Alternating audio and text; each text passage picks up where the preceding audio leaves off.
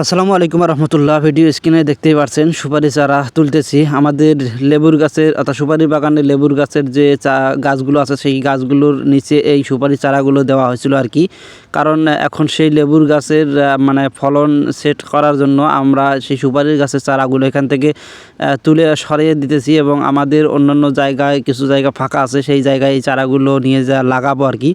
তো মোটামুটি সামনে রমজান মাস, এই রমজান মাসে যাতে আমরা লেবু সংগ্রহ করতে পারি এই জন্য মানে বাড়তি একটা লেবুর গাছের পরিচর্যা করতে হবে, কারণ রমজান মাসে একটু লেবুর চাহিদা বেশি থাকে। তো এই জন্য এই লেবুর গাছের মানে চতুর সাইড দিয়ে যে আগাছাগুলো আছে আগাছাগুলো পরিষ্কার করতেছি এবং গাছের মানে আলো বাতাস যাতে পায় এই জন্য গাছেরকে মানে আলো দিতেছি আর কি। এবং পাশাপাশি আমাদের সুপারির গাছের যে চারাগুলো আছে সেই চারাগুলো এখান থেকে সরিয়ে ফেলতেছি, যে জায়গাগুলো আমাদের ফাঁকা আছে ওই জায়গাগুলোতে লাগানোর জন্য। তো যে দেখেন মোটামুটি এখানে কয়েক পিস সুপারি চারা তোলা হয়েছে। যে দেখেন মোটামুটি আমাদের সুপারি চারাগুলো অনেক কোয়ালিটি সম্পূর্ণ চারা এবং মাটি দেখেন অনেক শক্ত মাটি সহজেই পড়ে যায় না। তো যে দেখেন এই জায়গাগুলোতে আমার ফাঁকা আছে, এই জায়গাগুলোতে আমি সুপারি চারা লাগিয়ে দেবো আর কি। তো প্রতি বছরে আমরা কিছু না কিছু সুপারি চারা মানে কয়েক পিস সুপারি চারা লাগাই আর কি। প্রচুর পরিমাণে আমরা জৈব সার দিয়ে লাগাই, যে গোবর সার দিলাম কিছু দিয়ে, তারপরে যে সুপারি চারাগুলো লাগিয়ে দিলাম। এভাবে প্রত্যেকটা চারা আমি লাগাবো আর কি। তো আমাদের সুপারি চারাগুলো লাগানো যদিও এটা মানে সময় নয় আর কি, মানে বর্ষাকালে এই সুপারি চারাগুলো লাগালে ভালো হয়, যাতে করে আর পানি দেওয়া লাগে না। এই জন্য এই সুপারি চারাগুলো বর্ষাকালে লাগালে ভালো হয়। তারপর আমরা এখন আমাদের মানে লেবুর গাছটাকে মানে ফাঁকা করে দেওয়ার জন্য মূলত আমরা এই সুপারি চারাগুলো ওখান থেকে তুললাম আর কি। তো যে দেখেন বেশ কিছু জায়গা কিন্তু আমাদের ফাঁকা পড়ে যাচ্ছে, সেই ফাঁকা জায়গাগুলোতে আমরা সুপারির চারাগুলো লাগিয়ে দিতেছি। এবং আমাদের যে সুপারি চারাগুলো আছে সেই চারাগুলো ভালো এবং মানসম্মত সুপারি দিয়ে আমরা চারা তৈরি করি আর কি। আমাদের কুড়িগ্রাম জেলার প্রত্যেকটা বাড়িতেই কিন্তু সুপারির গাছ আছে, আর বর্তমানে কুড়িগ্রাম জেলা আছে সুপারির চাষের জন্য বিখ্যাত আর কি। তো সুপারিটা অনেক ভালো একটা মানে ফসল, এটা অনেক ভালো মুনাফাও পাওয়া যায় আর কি।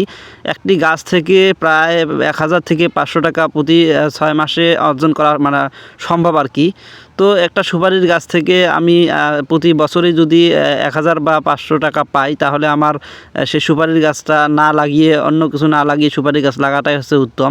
তো আমার বাগানে মোটামুটি 104টে সুপারির গাছ আছে। আমি যদি প্রতিটা গাছ 500 করে ধরি, তারপর আমার 50,000 টাকা প্রতি বছরে আসে। তো যে দেখেন লাগানো হয়ে গেছে, এখন লাগানোর পরে গাছগুলোতে আমি এখন পানি দিয়ে দিতেছি। তো আমাদের সুপারির চারাগুলো যদি কেউ নিতে চান তাহলে আমাদের ঠিকানা এসে নিয়ে যেতে পারেন সরাসরি। আশেপাশে যদি কেউ নিতে চান আমাদের কাছে ঠিকানা আছে। আমাদের ঠিকানা আছে কুড়িগ্রাম জেলা শিলমারী উপজেলা, এবং শিলমারী উপজেলা থেকে শখেরহাট বাজার সংলগ্ন আমাদের স্থান, এখানে এসে নিয়ে যেতে পারেন। এবং এই যে দেখেন পাশাপাশি আমি বিকালে কিছু আলুর জমিতে আসছিলাম, তো আলুর জমিতে আসে দেখি একটা ইঁদুরে গর্ত দিয়েছিল। তো ইঁদুরটাকে ধরার জন্য কিছু পানি দিলাম ঢেলে এই গর্তটাতে, দেখি বের হয় কি না।